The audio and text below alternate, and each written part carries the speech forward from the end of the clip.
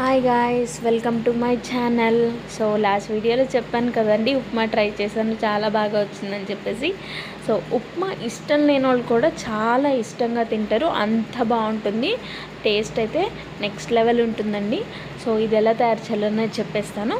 First మందపాటి గిన్నెలో ఒక టీ గ్లాస్ ఆఫ్ బొంబాయి రవ్వ తీసుకోండి. సో నెక్స్ట్ వచ్చేసి మీకు తగ్గట్టు కావాలంటే ఈ కొలతల్ని అడ్జస్ట్ చేసుకోండి.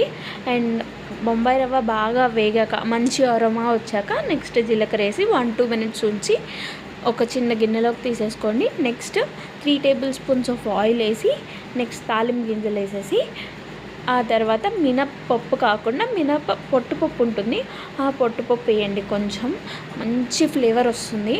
ఆ తర్వాత జీడిపప్పు వేయండి. జీడిపప్పు ముందుగా వేయించద్దండి, నెయ్యిలో కానీ ఆయిల్లో కానీ అలా వేయించద్దు. తాలింపుతో పాటే నీళ్ళల్లో మగ్గితే ఉప్మా తింటుంటే ఆ జీడిపప్పు ఫ్లేవర్ అనేది మనకి బాగా బాగుంటుంది. నెక్స్ట్ కొంచెం కరివేపాకు అండ్ 2 పచ్చిమిరపకాయలు, కొంచెం అల్లం వేసి బాగా ఫ్రై చేయండి. ఫ్రై చేసి నెక్స్ట్ నేను ఏదైతే గ్లాస్తో బొంబాయి రవ్వ తీసుకున్నానో అదే గ్లాస్తో 3 గ్లాసులు నీళ్లు పోయండి.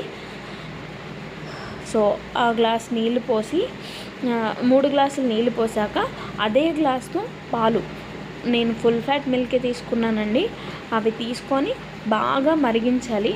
సో ఒక్కసారి మొత్తం కలిపేసేసుకోండి. ఒకసారి చూడండి ఎంత బాగుంటుందంటే ఆ టేస్ట్కి నోట్లో నీళ్ళు ఊరిపోతాయి. మా మమ్మీకి అయితే చేసి పెడితే సూపర్ అంటే సూపర్ ఉంది, చాలా బాగుంది అని చెప్పింది. నిజంగా ట్రై చేయండి, ట్రై చేసి నాకు ఎలా ఉందో కామెంట్ చేసేయండి.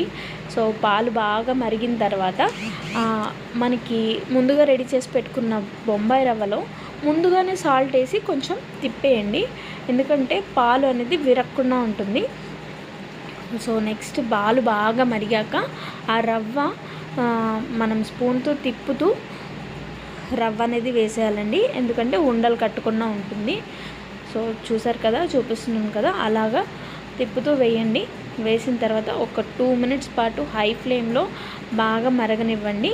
కొంచెం వాటర్ దగ్గర పడింది అనగానే ఆపేసేయండి, స్టవ్ ఆఫ్ చేసి ఒక 5 నిమిషాల పాటు వదిలేసేయండి.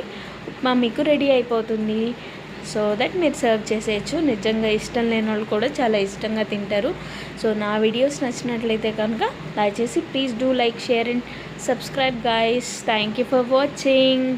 నెయ్యి వేసుకొని తినండి, ఇంకా బాగుంటుంది, ఎక్సలెంట్. నేను షుగర్ వేసాను.